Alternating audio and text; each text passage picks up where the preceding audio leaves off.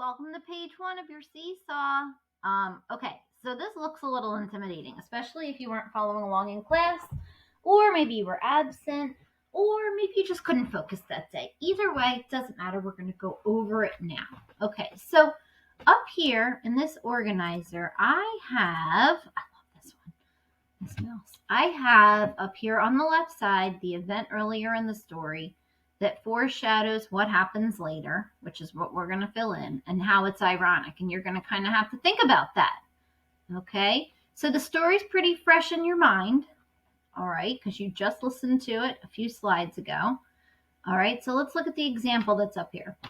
Soon the men began to gather, surveying their own children, speaking of planting and rain, tractors and taxes.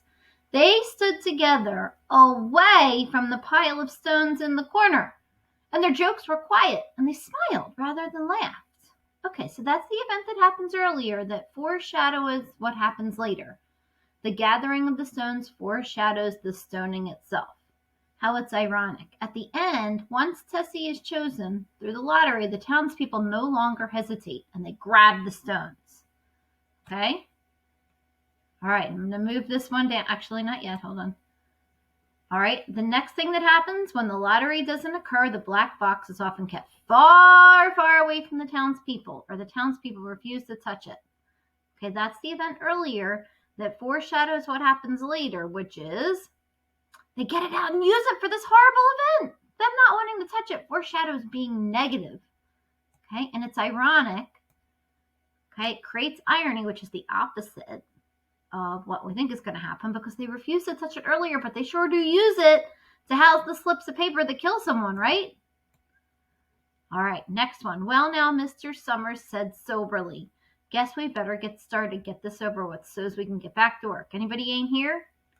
All right, that event foreshadows what happens later, which is they kill someone and then go back to work. This foreshadows the regularity of this. They're like, we got to get it over with. And it's ironic because they're trying to kill someone so they can get back to work. It's crazy. All right, next up. Mrs. Hutchinson came hurriedly along the path to the square, her sweater thrown over her shoulders, and slid into place in the back of the crowd. Clean forgot what day it was, she said to Mrs. Delacroix. Okay, look at that. That's dialogue in there. It's things she's saying. All right? It foreshadows what happens later, which is she's the one who's chosen. This foreshadows how she was so whatever about it. But she's the one who wins. And it's ironic because she forgot that it was lottery day. And then she's the one chosen. Goodness. All right. I hope you're pausing these in between and getting these in here in your own words. Next up is all that Tessie Hutchinson has done to be well liked to be many in the town. It's completely forgotten when her name is drawn from the black box. This story's so weird because Tessie seems pretty popular, guys. All right, that's the event earlier in the story that foreshadows what happens later. Her name is picked, and they all just forget about that she's well-liked and they turn against her. It's ironic because she's not a villain. She's well-liked, and they kill her anyway. Next up, we have an event. Little Davy Hutchinson, Tessie Hutchinson's son, is given pebbles that he's expected to throw at his mother that foreshadows what happens later. I guess I'll move this over here.